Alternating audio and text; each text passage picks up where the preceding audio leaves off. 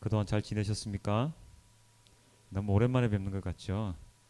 예, 지난주는 굉장히 맛있는 것들을 많이 준비해 왔었는데 많은 분들이 안 계셔서 저희 집만 아주 맛있게 지금 먹고 있습니다. 아직도 먹고 있습니다. 열심히 먹고 있는데요. 한 사흘 연달아 먹었더니 질려서 그런지 조금 쉬었다 먹으려고 좀 다시 킵 해놨습니다. 킵. 예, 어쨌든 뭐 추석들 잘 보내셨죠? 뭐 탈나신 분들은 안 계시죠? 예, 다들 얼굴이 아주 예쁘게 밝게 돌아오셔서 너무 다행입니다.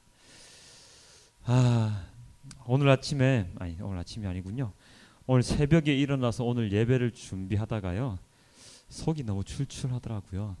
그래서 무엇을 먹을까 하고 주방에 나가봤습니다. 나갔더니 어제 저녁에 먹던 사과가 생각이 났습니다. 두 개를 꺼냈었는데 예쁘게 생긴 사과 하나는 저희 딸과 먹고 좀 못생긴 사과를 다시 냉장고에 넣어놨었거든요. 그래서 근데 못생긴 사과를 딱 꺼내었습니다. 근데 못생긴 사과를 보니까 생긴 게 못생긴 것뿐만 아니라 곳곳에 막 흠집이 막 나 있더라고요. 벌레가 먹은 것인지 무엇인지는 잘 모르겠지만 굉장히 흠집이 나 있었습니다. 그 순간 이 사과 왜 이래? 도대체 누가 판 거야? 라고 화를 내려고 하다가 아니야. 얼마나 맛있으면 이 벌레가 다 먹었겠어. 그래, 벌레가 먹는 사과가 진짜 맛있는 사과야 하고 꺼내어서 맛있게 깎아 먹었지요. 근데 정말 맛있었습니다. 정말 맛있었는데요. 근데 제가 이 사과를 꺼내서 딱 보고 처음에 화가 났다가 왜 그 화가 수그러드는지 혹시 아십니까? 그 비밀이 있습니다. 왜냐하면요, 이 사과가 일반 시장에서 사온 사과가 아니고요. 제 대학교 후배가 귀농을 하여서 사과를 경작을 해서 그 재배를 한 사과였거든요. 그 친구가 3년 전인가 귀농을 해서 작년부터 이제 사과를 이제 생산하기 시작을 했는데 그 후배가 만든 사과다 보니까 더 맛있는 기분도 들었고 후배가 만들어서 보내줬다고 생각하니까 흠 있는 사과도 너무 맛있게 보였던 것 같습니다. 물론 진짜 맛있었습니다. 예, 혹시 필요하신 분 10kg에 45,000원, 5kg에 25,000원입니다. 아직 사과 남아 있다고 하니까 필요하신 분들은 저한테 신청하시면 예, 사실 수 있습니다. 또 살아가면서 거창산 되게 맛있는 사과입니다. 또 살아가면서 이런 유기농 사과 그 농약 안 친 사과거든요. 예, 품질 보증 제가 합니다. 또 살아가면서 이런 경우도 있죠. 어떤 경우가 있느냐면 어떤 사람이 말을 하다가 아니면 무슨 일을 하다가 실수를 합니다. 실수를 막 했을 때 그 사람이 내가 평소에 막 미워하고 눈에 까신 사람이었다 이러면 어떻게 됩니까? 야, 그래, 너 그럴 줄 알았어. 하면서 어떻게 합니까? 막 비난하고 조롱하고 사람을 완전히 그 인간 이하의 취급을 막 합니다. 그러고 와서 막 깨져. 이 세상적인 말로 막 깨고 막 이렇게 합니다. 그 사람 완전히 깨갱해서 막 수그러들고 이렇게 되죠. 그런데 그 사람이 만약 눈에 가시도 아니고 자기가 굉장히 싫어하는 사람이 아닌 굉장히 좋아하는 사람이고 굉장히 일도 잘하는 사람이다. 그런 사람이 그런 똑같은 실수를 했다. 그럼 우리의 반응이 어떻게 달라집니까? 뭐 그렇게 할 수도 있죠. 뭐 살다 보면 이런 일도 있고 저런 일도 있는 거예요. 아유 괜찮아 우리가 수수밖에 너 걱정하지 말고 저희 가서 쉬고 있어요. 라고 우리는 반응을 보일 때가 있습니다. 여러분은 그런 적이 없었습니까? 저는 굉장히 많거든요. 예, 그 말의 뒷이야기는 생각을 해보시고요. 저는 그런 일이 되게 많았는데 여러분도 아마 그런 일이 한두 번은 있으셨을 것 같습니다. 자, 제가 조금 전에 예를 드렸던 그 사과의 얘기와 그리고 방금 예를 들어드렸던 그 사건을 대하는 우리의 태도, 이 두 가지 예화를 제가 여러분께 말씀드리면서 무엇을 말씀을 드리고 싶을까요? 이 두 가지 예화에 제가 생각한 주제는 바로 그것입니다. 사과의 예화의 주제는 이해고요. 뒤에 사건의 예화의 주제는 용서라는 것을 주제로 한번 담아봤습니다. 사과를 보낸 사람을 제가 이해하고 있었기 때문에 그 사과를 맛있게 먹을 수 있었고 이를 그르쳤지만 그 사람을 이해하고 있었기 때문에 그 사람을 용서할 수 있는 것이죠. 그 사람을 막 조롱하고 깨고 막 이렇게 하는 것이 아니라 그 사람이 다음에 더 잘할 수 있도록 그의 죄를 죄라고 하기까지는 그렇지만 그의 실수를 눈 감아주고 덮어주고 용서를 해주는 것이죠. 오늘 읽었던 로마서 본문에 사도 바울은 이렇게 얘기하고 있습니다. 어떻게 얘기하냐면 믿음이 연약한 자를 너희가 받되 그의 의견을 비판하지 말라. 사도 바울이 이 로마서를 쓸 때 당시의 시대적 상황은 굉장히 복잡한 상황이었습니다. 어떤 상황이었냐 하면은요, 이 교회가 처음에는 이스라엘 그 지역에서부터 시작되었죠. 그런데 거기에 있던 그리스도를 믿는 사람들이 어떻게 됩니까? 핍박을 받아서 각지로 흩어지게 됩니다. 그렇게 흩어졌던 사람들 중에 로마로 건너간 사람들이 있었습니다. 그래서 그 로마로 건너간 그리스도인들이 교회를 만들게 되었지요.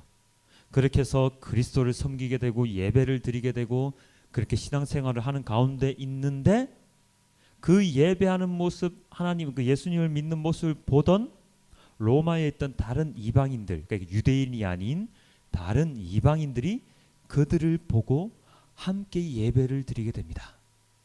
그런데 문제가 발생하는데요. 이 유대인 크리스찬들과 이방인 크리스찬들 간에 소소한 분쟁이 굉장히 많이 일어나는 거예요. 그 분쟁이 좀 심했나 봅니다.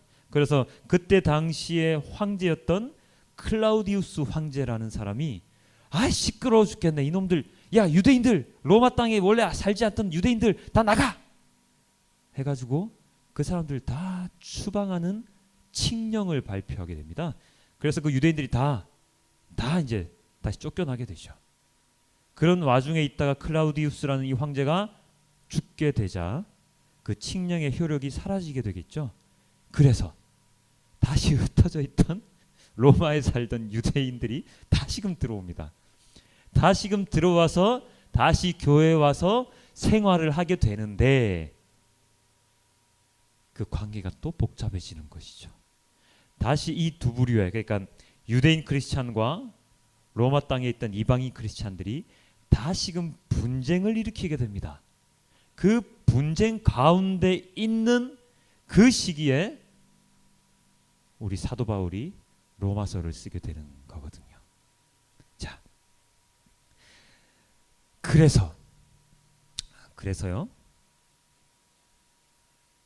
네, 이 분쟁의 주제가 무엇이냐면 이 분쟁의 주제는 유대인 크리스찬들의 믿음의 정도와 이방인 크리스찬들의 믿음의 정도의 차이 때문에 일어나는 분쟁이었습니다. 자, 어떤 것이었는지 사도 바울이 잠시 맛배기로 제시해 놓은 게 있는데 이런 것들입니다. 어떤 사람들은 모든 것을 먹을 만한 믿음이 있고 믿음이 연약한 자는 채소만 먹느니라. 그리고 어떤 사람은 이 날을 저날보다 낮게 여기고 어떤 사람은 모든 날을 같게 여기나니 각각 자기 마음으로 확정할지니라. 여기 보면 무슨 문제가 있습니까? 먹는 문제와 어떤 나를 어떻게 생각하느냐의 문제, 이 두 가지의 문제인데요. 바로 이런 상황입니다. 어떤 사람들은 모든 것을 먹습니다. 이게 학자들이 추정하기로는 이방인 크리스찬들은 모든 음식을 다 먹습니다. 왜? 모든 음식 다 하나님께서 주신 거니까 우리 마음껏 먹어도 돼 라고 모든 걸 다 먹죠. 그런데 유대인 크리스찬들은 어떨까요? 율법적인 음식만 먹습니다. 가령 예를 들면 돼지고기 안 먹습니다. 지금도 이스라엘 땅에 가면 유대인들은요 돼지고기 안 먹어요. 그리고 여러 가지 가려야 되는 음식이 되게 많습니다. 그리고 유대인 지도자가 인정하지 않은 음식은 절대로 먹지 않습니다. 지금도 그렇습니다. 유대인들은. 이때는 얼마나 심했겠어요. 그런 유대인 크리스찬들을 보고 이방인 크리스찬들이 이렇게 얘기를 합니다. 저 하나님에 대한 믿음도 없는 저 자식들, 하나님이 다 먹어도 된다고 얘기했는데 왜 쟤네들 못 먹어? 믿음 약한 거 아니야? 라고 이야기를 하죠. 또 날에 대한 것은 이런 것입니다. 유대인 크리스찬들은 주일만 섬깁니다. 안식일 다음 날. 예수님께서 부활하신 그날만 굉장히 중히 여기고 그날을 낮게 여깁니다. 그런데 이방인 크리스찬들은 그렇지 아니합니다. 모든 날을 다 똑같게 여깁니다. 모든 날을 동일하게 여기는 것이죠. 그러한 모습을 보면서 또 이방인 크리스찬들이 유대인 크리스찬들 보고 뭐라 막 하는 것이죠.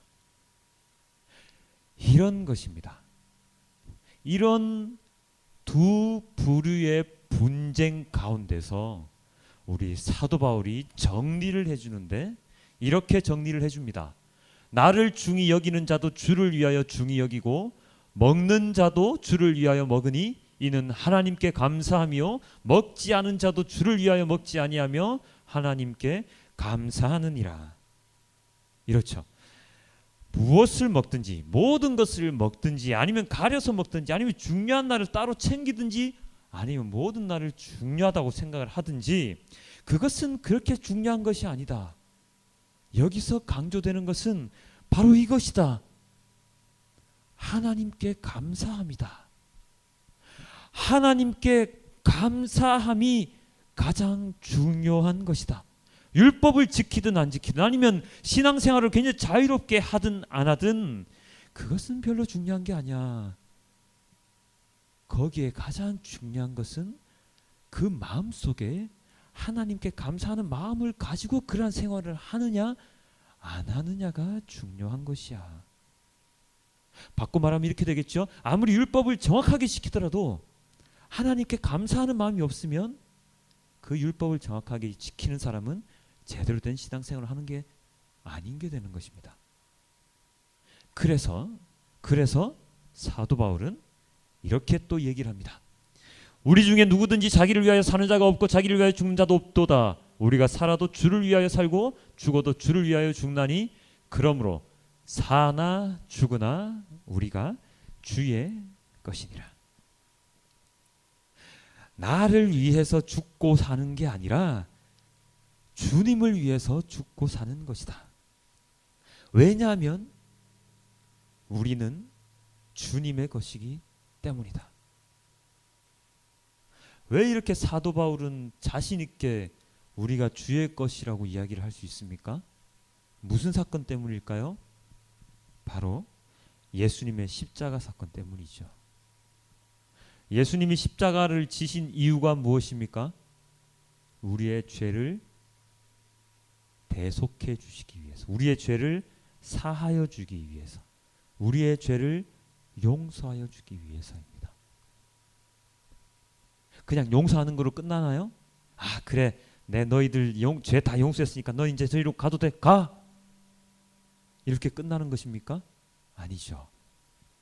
우리가 어떤 물건을 딱 보고 그 물건 값을 돈을 주고 치르면 어떻게 됩니까? 그 물건은 나의 것이 되죠. 나의 소유가 됩니다. 그래서 그 물건은 절대로 다른 사람들이 가져갈 수 없죠. 그 물건은 내가 시키는 대로만 해야 되죠. 내가 하라는 대로만 해야 되죠. 마찬가지입니다. 하나님께서 예수님의 목숨값으로 우리를 사셨습니다. 예수님의 목숨을 주시고 우리의 목숨을 대신 사셨죠. 그렇기 때문에 사도 바울이 죽으나 사나 우리는 주님의 것이다 라고 자신 있게 이야기하는 것입니다. 그런데 이렇게 생각할 수도 있습니다. 에이 나는 그러기 싫은데 나는 그러기 싫어. 뭐 예수님 2000년 전에 계셨던 분이고 그분이 뭐 나 목숨을 대신 사? 아니야 난 그렇게 살기 싫어. 그렇게 하면 어떻게 된다고 나와 있었을까요? 오늘 본문에 이렇게 나와 있습니다. 이를 위해서 그리스도께서 죽었다가 다시 살아나셨으니 곧 죽은 자와 산 자의 주가 되려 하심이라. 무슨 뜻입니까? 예수님께서는 십자가에 못 박혀 돌아가셨습니다. 끝났습니까? 아니죠. 부활하셨습니다. 지옥에 떨어지셨습니다.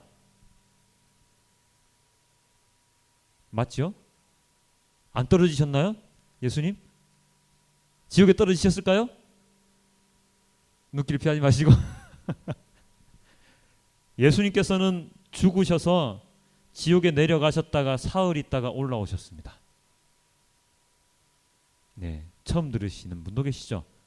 예, 그게 어디 나와 있느냐면요, 주기도문에 보면 나와 있습니다. 여러분들이 알지 못하는 그 성경책 보시면 밑에 각주가 되어 있어서 밑에 뭐라고 되어 있더라? 예수께서 지옥에 내려가셔서 많이 그 있는데 우리나라 사람의 정서상 그걸 뺐다고 나와 있거든요. 지옥에 내려가셨다가 다시 올라오셔서 부활하신 거거든요. 이게 무슨 뜻이냐면 바로 여기 나와 있지 않습니까? 죽은 자와 산 자의 주인이 되기 위함이라. 죽은 사람의 주인만이 아니고 살아있는 사람의 주인만이 아니라 죽은 자와 산 자, 곧 모든 사람들의 주인이 되시기 위함이라고 되어 있죠. 그래서 우리가 예수님을 거부하든지 말든지 예수님은 우리의 주인이 되시는 겁니다. 그래서 예수님을 지금 믿는 사람이든지 믿지 아니하는 사람이든지 다 예수님의 뭐라고 해야 될까요? 예수님의 것이 되어 있는 것입니다. 그래서 우리가 아무리 거부한다고 해봤자 우리는 거부할 수가 없습니다. 그것이 가장 중요한 전제이죠. 그래서 우리가 하는 모든 행동들, 우리가 하는 모든 일들은 주님께 감사함을 기본 전제로 깔아야 한다는 것이죠. 그 사실을 잘 모르니까 아따 이 내가 어이구 내가 이렇게 했어? 야, 난 역시 천재야. 난 너무 일을 잘하는 것 같아 라고 하면서 나 자신을 높이게 되어 있죠. 그것은 하나님 아버지를 모르는 사람들이 하는 일들입니다. 자, 지금 이 장소에도 마찬가지고요. 이 장소 바깥에도 마찬가지인데 신앙이 없는 사람도 있습니다. 그리고 신앙을 방금 가진 사람도 있고 신앙을 가진 지 굉장히 오래된 사람도 있습니다.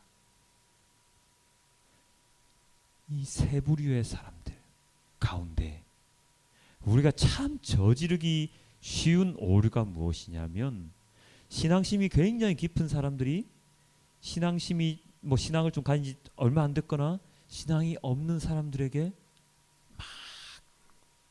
막 이야기하는 그런 오류를 범하는 경우가 되게 많습니다. 아, 왜 그것밖에 못해? 아, 너는 교회 나온다고 했으면 교회 나왔으면 술 담배 다 끊어야지. 뭐 하는 거야 지금?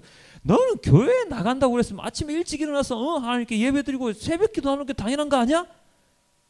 라고 그런 식으로 그 사람들 막 정죄하는 경우가 있습니다. 그런데 오늘 사도 바울은 뭐라고 했죠? 모든 것을 다 먹을 수 있는 튼튼한 사람도 있고 채식만 하는 아주 약한 사람도 있다.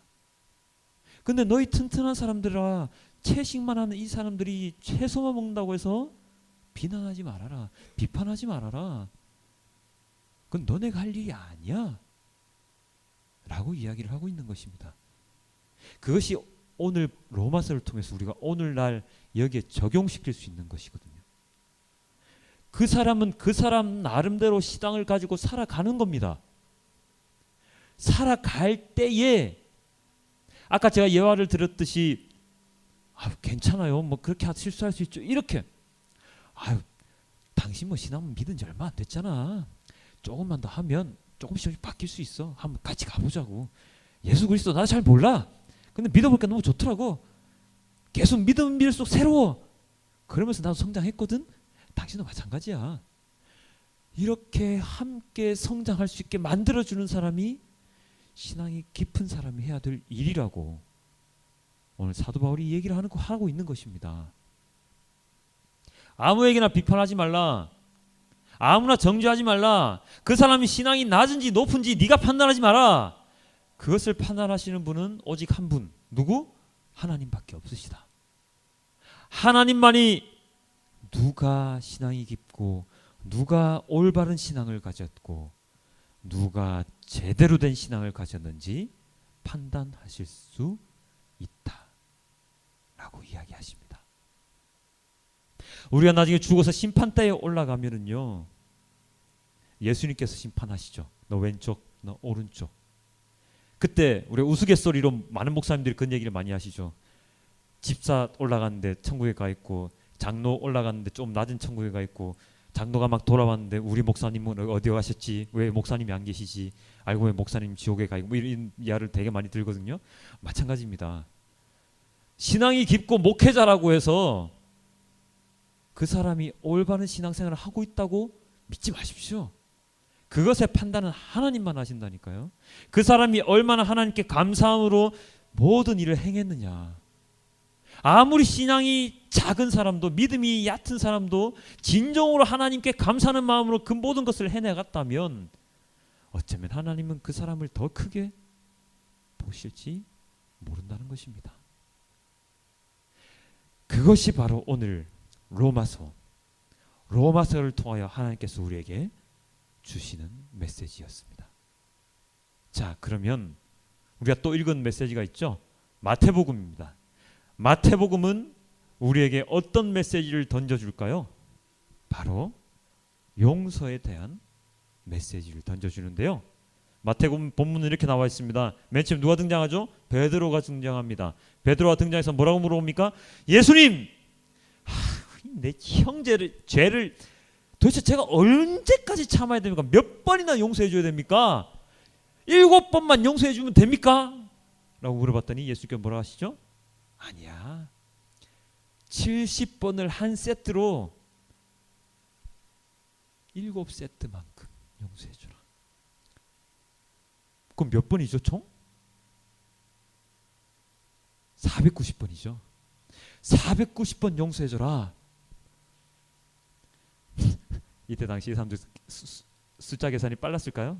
예, 빠른지 안 빠른지 모르겠지만 여기서는 490번이 중요한 게 아니고 7과 70번이란 앞에 7이라는 숫자가 되게 중요한데요.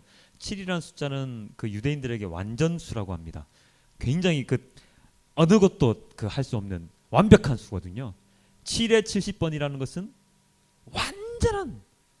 온전한 수라는 뜻입니다. 그래서 그 말 뜻을 다르게 한다면 네가 할 수 있을 때까지 용서해줘라. 너 죽을 때까지 용서해줘라. 무조건 용서해줘라. 라고 예수님께서 베드로에게 이야기를 하시는 겁니다. 그런데 인간으로서 그게 쉽나요? 사실 딱 해놓고 얘기해서 제가 15년 전에 제가 제 친구 때문에 마음속에 응어리졌던 그것도 아직도 용서 못 해주고 있거든요. 돈 빌려줬다가 떼인 거 아직도 용서 못 해주고 있거든요. 아직도 그 자식 얼굴만 생각하면, 이름만 생각하면 속에서 천불이 막 올라오는데, 하물며 여러분들이 다르겠습니까? 여러분도 성인군자도 아니시고, 저도 이런데, 저도 하나님 믿고 나서 그나마 좀 용서해야지 하고 좀 많이 사그라든 상황이긴 하지만, 예전보다 많이 나아진 상황이지만, 예수님 말씀대로 죽을 때까지 용서 못 하겠어요. 저는 진짜 뭐 안 될 것 같아요. 근데 예수님께서는 용서하라고 이야기를 하십니다. 그것을 어떻게 얘기해 주시냐면 오늘 본문에 나와 있는 그 예화를 가지고 얘기를 해주시죠. 어떤 예화가 있었습니까? 1만 달란트 빚진 종이 있었습니다. 임금께 나와왔죠. 불려왔죠. 야, 너 1만 달란트 언제 갚을 거야? 빨리 갚어. 너 못 갚으면 너의 가족, 자녀 다 팔아서 나에게 갚어. 라고 얘기합니다. 1만 달란트의 가치가 어느 정도 되는지 혹시 아십니까? 모르시죠? 1만 달란트는 6천 데나리온입니다.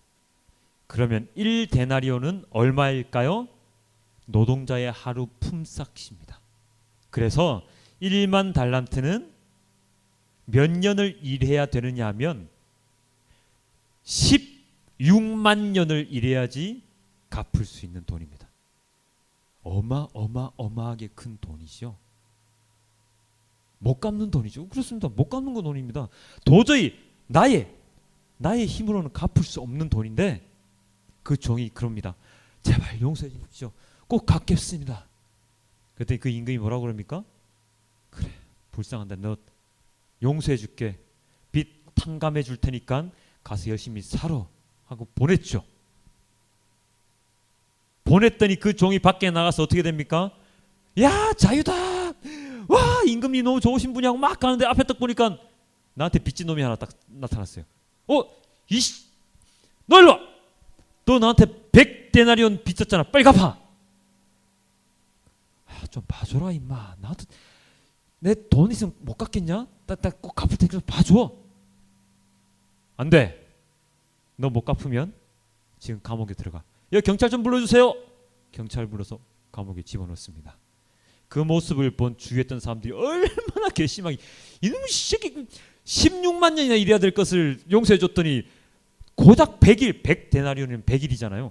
100일만 일하면 되는 그 금액을 안 갚아주고 그 사람 철창에 넣었어?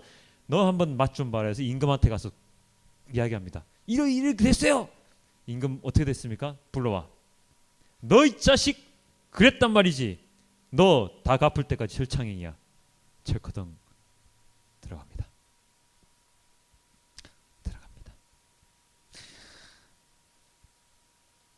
16만 년을 일해야 될 것을 아무런 대가 없이 용서를 해줬습니다.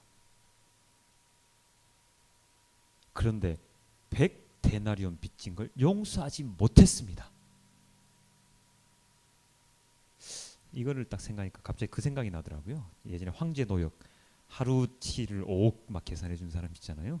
일반 사람들은 하루가 5만 원인데 5억을 계산해서 막 며칠 만에 갑자기 그 생각이 나서 막 화가 나던데, 또 이런 것도 하나가 기억이 났습니다. 뭐가 기억이 났냐면요, 예전에 그 고문으로 굉장히 유명한 사람이 있었죠.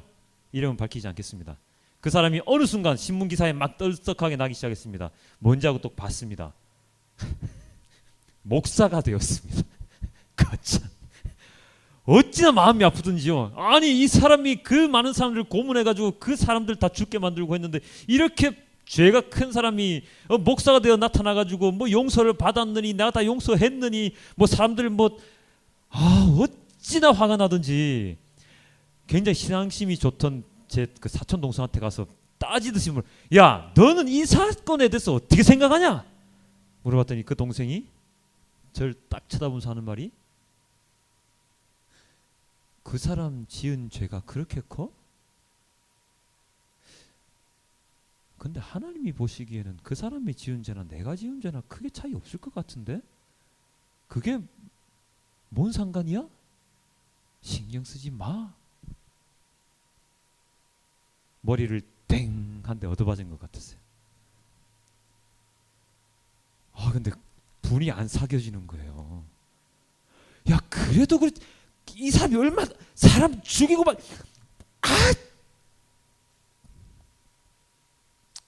그러고 나서 혼자 집에 가서 곰곰이 생각해 보니까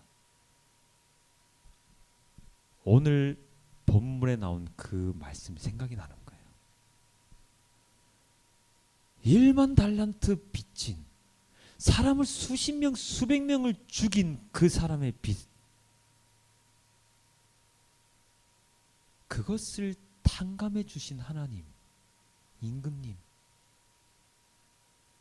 그것보다는 못하지만 100데나리온의 빚, 사람을 죽이거나 무슨 폭행을 하거나 하진 않았지만 언제나 죄를 지으면서 살아갈 수밖에 없는 우리들의 죄를 용서하여 주신 하나님,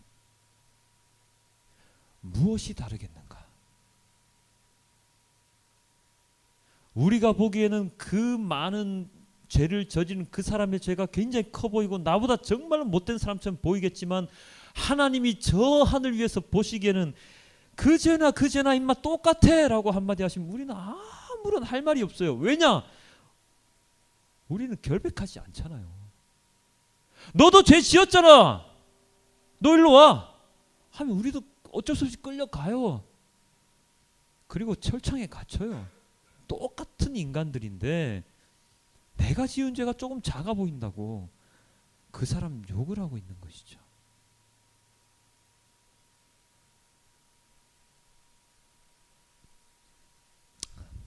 하지만 다행스럽게도 그 목사는 다른 사건으로 인해서 목사직이 박탈당했습니다. 예, 그래서 참 마음이 참 위안이 되긴 했지만, 역시 하나님 살아계시구나 위안이 되긴 했지만, 그게 중요한 게 아니고요. 여기서 중요한 것은 바로 이것입니다. 내 기준에 죄가 있느냐 없느냐의 문제가 아니라 하나님이 보시기에 죄가 있느냐 없느냐의 문제다. 바로 그것입니다. 모든 것을 하나님의 기준에서 바라봐야 한다는 것이죠. 하나님이 보시기에 내가 지은 죄는 갚을 수 없는 어마어마한 죄였습니다. 죄입니다. 그러함에도 불구하고 하나님 아버지께서는 우리의 모든 죄를 용서해 주셨습니다. 무엇으로요? 예수님의 십자가로 모든 것을 용서해 주셨습니다. 모든 빚을 다 탕감해 주셨습니다. 우리의 죄가 크든지 작든지 전혀 상관하지 아니하시고 우리를 너무나도 긍휼히 보시고 너무나도 어여쁘게 보셔서 우리의 모든 죄를 사하여 주셨죠. 그런데 우리는 우리에게 조금이라도 잘못한 사람에 대해서는 가차없습니다. 용서하지 않습니다. 너 이거 잘못했잖아. 다시 해. 가! 당신은 깜빵 감옥행이야.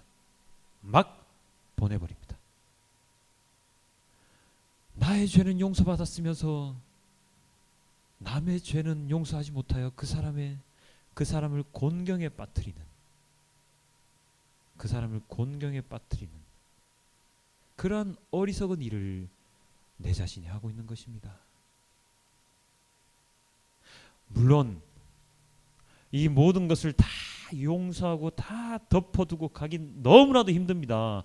만약에 그게 쉬웠다면 예수님께서 우리에게 이런 예화를 들어가면서까지 이렇게 얘기를 하셨을 리가 없죠. 얼마나 힘든 일이면 이렇게 성경의 말씀으로 남겨주셔서 우리가 이렇게 되라고 이야기를 하시겠습니까? 이렇게 어려울 수밖에 없는, 우리는 도저히 해낼 수 없는 그 이유는 바로 하나님의 눈으로 이 세상을 바라보는 것이 아니라 나의 사람의 눈으로 이 세상을 바라보기 때문이죠. 모든 것을 주님께 감사함으로 모든 일을 다 행해야 하는데 그러하지 못하고 나의 이익을 위하여, 나의 존재 가치를 위하여, 나의 자존심을 위하여 모든 것들을 하고 있기 때문에 그것을 용서하기가 힘든 것입니다. 아까 우리는 어떤 사람이라고 했습니까? 우리는 주님의 것, 주님의 종이라고 했습니다. 주님께서 죽으라고 하면 죽고 살아라 하면 살고 빚을 갚아주라 하면 갚아주고 용서해라 하면 용서해야 되는 그런 우리죠. 만약에 그게 하기 싫으면 그냥 그 자리 박차고 나가면 되는데 그러면 어떻게 되죠? 하나님 나라에 같이 못 살죠. 저기 밑에 내려가서 살게 됩니다. 그런데 예수님께서는 오늘 우리에게 이렇게 얘기를 하시지 않습니까? 이렇게요. 너희가 각각 마음으로부터 형제를 용서하지 아니하면 나의 하늘 아버지께서도 너희에게 이와 같이 하시리라. 너희가 내가 한 대로 너희 형제를 용서하지 아니하면 너희에게 죄진 사람을 70번을 한 세트로 7번을 용서하지 아니하면 나도 마찬가지로 너희를 그렇게 용서하지 않을 것이야. 그럼 너희들 어떻게 될까? 나와 함께 살지 못할 것이야 라고 이야기를 하신다는 것입니다. 내가 용서하지 않으면 하나님께서도 똑같이 하십니다. 용서했던 자라고 하더라도 그가 다시금 똑같은 일을 저지르면 하나님은 다시금 똑같이 만들어 주시죠. 똑같이 깨닫게 또다시 만들어 주시는 것이죠. 이 사건은 오늘 우리가 읽었던 창세기의 사건과도 연관이 있습니다. 오늘 창세기 사건 어떤 사건이었을까요? 요셉 50장이었습니다. 50장이 창세기 마지막 장인데요. 50장에서 요셉이 어떻게 되었었죠? 예전에 형들에 의해서 팔려갔죠. 팔려갔다가 어떻게 됩니까? 애굽의 총리의 자리까지 올랐는데 그 총리의 자리에 오른 요셉을 그 형님들이 만나게 되죠. 그래서 어떻게 됩니까? 형님들의 반응이 아이고 어떡해, 우리가 예전에 요셉 팔았잖아, 요셉이 우리 죽이면 어떡해? 라고 좌불안석입니다. 바로 이렇게요. 요셉의 형제들이 그들의 아버지가 죽었음을 보고 말하되 요셉이 혹시 우리에게 미워하거나 우리가 그에게 행한 모든 악을 다 갚지는 아니할까 하고, 아이고야, 우리가 이제 했던 것처럼 요셉도 우리 팔아넘기는 거 아니야? 라고 두려움에 가득 차 있으면서 요셉에게 이렇게 요청을 하죠. 어떻게 해요? 당신의 아버지가 돌아가시기 전에 명령하여 이르시기를 너희는 이같이 요셉에게 이르라. 내 형들이 내게 악을 행하였을지라도 이제 바라건대 그들의 허물과 죄를 용서하라 하셨나니 당신 아버지의 하나님의 종들인 우리 죄를 이제 용서하소서. 비참합니다. 그죠? 돌아가신 아버지 이름까지 팔아서 요셉한테, 야, 너 아버지가 우리 용서하라고 했으니까 우리 용서해줘야 되는 거 아니야? 무릎 꿇고 이렇게 비참하게 얘기합니다. 저 같으면 어떻게 했을까요? 무슨 소리 하는 거야 형들. 내가 지금 이때까지 살아온 삶이 몇 년인데, 내가 얼마 곧 감옥에도 갔었다고. 형들도 가면 가보란 말이야 라고 얘기를 했을 텐데 요셉 어떻게 얘기한다고요? 이렇게 얘기하죠. 당신들은 두려워하지 마소서. 내가 당신들과 당신들의 자녀를 기르리이다 하고 그들을 간곡한 말로 위로하니라. 어떻게 했다고요? 형들 두려워하지 마세요. 당신들과 함께 살아갈게요 라고 도리어 위로까지 해줍니다. 이 모습이죠. 하나님께서 우리에게 원하시는 모습이 바로 이 모습입니다. 내가 아무리 고난을 받더라도 아무리 고초를 겪었더라도 나를 고난 준 사람을 용서해 주는 그런 모습을 주님께서 원하실 것입니다. 그런데 이게 보통 사람으로 가시면 안 됩니다. 요셉이 어떤 사람이었습니까? 요셉은 하나님의 사람이었지 않습니까? 언제나 하나님만 생각하며 무슨 일을 겪더라도 이것은 하나님께서 무엇인가가 뜻이 있을 것이야. 이것은 하나님께서 나에게 무엇인가를 주시는 것일 것이야.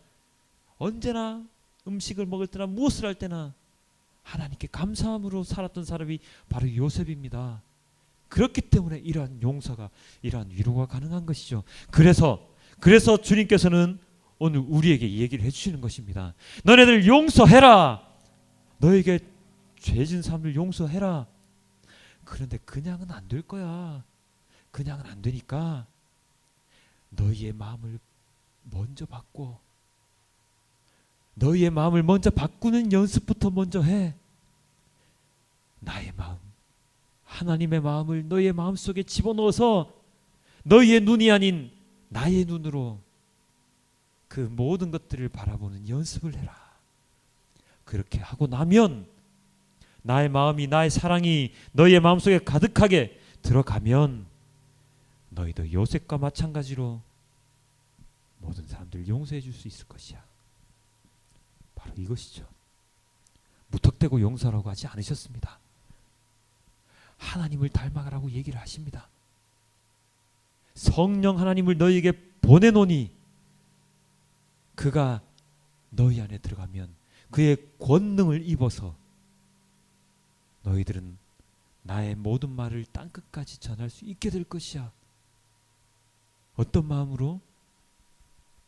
모든 이들을 사랑하는 마음으로. 그 말씀이죠. 바로 그 말씀이 오늘의 핵심입니다. 바로 그 말씀이 오늘의 핵심입니다. 하나님께서 우리에게 원하시는 것은 우리의 옹졸한 마음으로 다른 사람의 잘못을 그들에게 탓하기보다 야, 다 너 때문이잖아 라고 탓하기보다 그 사람을 감싸주고 위로하여 주고 그 사람에게 하나님의 말씀을 전하고 그 전에 내가 먼저 하나님의 말씀으로 무장되어서 내가 하나님의 사랑으로 나의 온 마음이 가득 차게 되는 것을 주님께서는 원하고 계시는 것이죠. 하나님의 마음을 품게 되면, 하나님의 사랑을 나의 마음속에 가지게 되면 그 어떠한 어려운 것들도, 그 어떠한 고난도 참아낼 수 있는 것입니다. 바로 예수님처럼. 그리고 지금도 머나먼 곳에서 목숨이 위태로움에도 불구하고 그들에게 말씀을 전하기 위하여 자기의 목숨을 내어놓은 많은 선교사님들처럼 말입니다. 얼마 전에 저랑 함께 공부했다가 얼마 전에 목사 안수를 받으신 한 목사님의 글을 페이스북에서 보았습니다. 이런 글이 올라왔습니다. 사복음서에 나타난 예수는 우리가 닮아가야 하는 대상이 아닙니다. 아이고, 순간적으로 뜨끔하더라고요. 이 목사님 무슨 말이야? 왜 사복음서에 나오는 예수님 닮아가면 안 돼? 예수 닮기를 조금 전에 찬양했는데 예수 닮아가야지. 그 밑에 이렇게 나와 있습니다. 사복음서에 나타난 예수의 행동을 보고 나는 저렇게 할 수 없구나. 나는 절대로 예수님과 똑같이 할 수 없구나. 난 절대 할 수 없어. 라는 고백이 나와야 합니다. 그래야지 하나님께서 오셔서 일하시죠. 그러면 내가 아닌 하나님께서 일하시는 것이죠. 그러면서 이 글의 맨 마지막 말미에 이렇게 써놨습니다. 제발 성도님들 좀 힘들게 하지 마세요. 평생을 해도 닮아갈 수 없는 예수님 닮아라고 성도들한테 너무 그렇게 막 얘기하지 마세요. 성도들 힘듭니다. 맞습니다. 예수님 닮기 힘들죠. 예수님 얼마나 많은 일들을 하셨습니까? 병도 고치시고, 그죠? 그 다음에 많은 이적도 행하시고 기적도 행하셨죠. 그런 예수님을 닮아갈 수는 없습니다. 예수님께서 막 얼마나 많은 사람들 용서해 주시고 얼마나 많은 사람들을 자기의 자녀로 하나님 아버지의 나라로 인도해 가셨습니까? 물론 그렇게 예수님 닮기 힘듭니다. 힘든 건 맞지만 그러한 예수님의 그 행적들, 이적들, 그러한 모습들을 닮아가는 것이 아니라 우리는 무엇을 닮아야 합니까? 바로 예수님의 마음이죠. 어떠한 마음일까요? 예수님이 바라보셨던 그들이 누구였습니까? 저기 높은 자리에 앉아있는 대제사장들, 서기관들, 바리새인들을 위하여 기도하셨습니까? 아니죠. 저기 아래에 있는 죄인들, 창녀들, 몸이 아파서 제대로 가누지 못하는 사람들을 직접 찾아가셔서 그들을 보살펴 주셨습니다. 그 마음을 닮아가야죠. 그 마음을 닮아가야죠.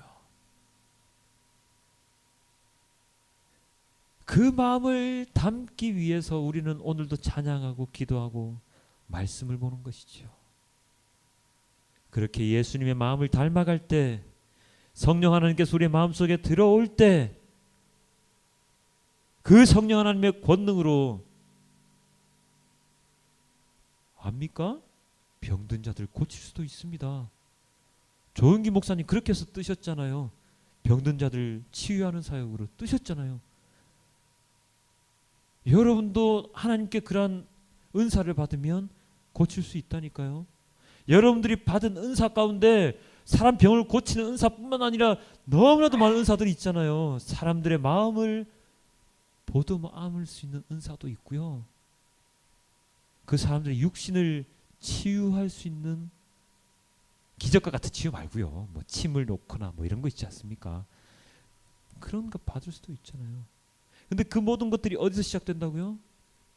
예수님의 마음을 닮아가려고 하는 그 노력에서부터 시작된다고요. 그것이 중요합니다. 인간의 마음으로는 힘듭니다. 인간의 마음 어떤 마음입니까? 비교하죠. 아이고, 쟤는 내보다 잘났어. 쟤는 나보다 못났어. 비교합니다. 그래서 나보다 못난 사람 깔보고 나보다 잘난 사람 막 높이 치솟습니다. 나보다 돈 많은 사람 아이고 정말 좋겠다. 너 저렇게 돈 벌어야지 하는 마음을 가지고 있는 게 그것이 바로 인간의 마음이죠. 그 인간의 마음 조금이라도 남들보다 앞서가려고 하는 그 인간의 마음을 다 버려놓고 어떤 마음? 그 사람들을 위하는 마음, 나보다 못한 사람들을 위하는 마음을 가지는 것이 중요합니다.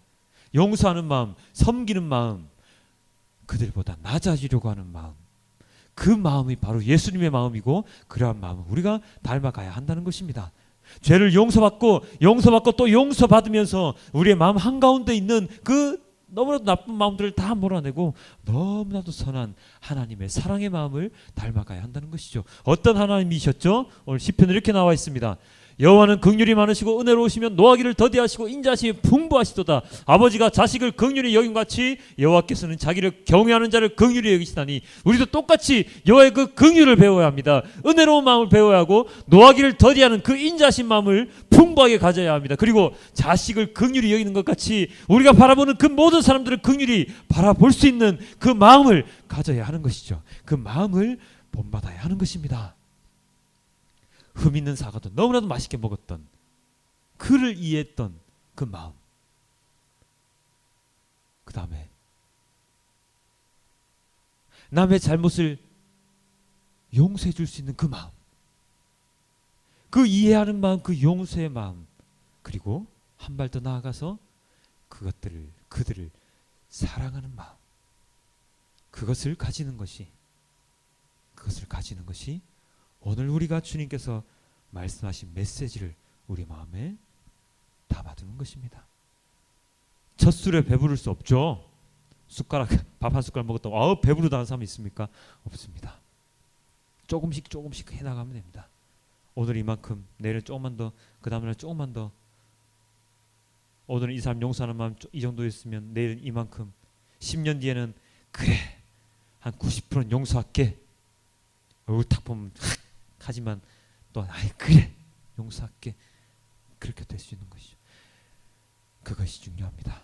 그러한 모습을 보시는 하나님께서 얼마나 흡족하게 우리를 내려다 보시겠습니까?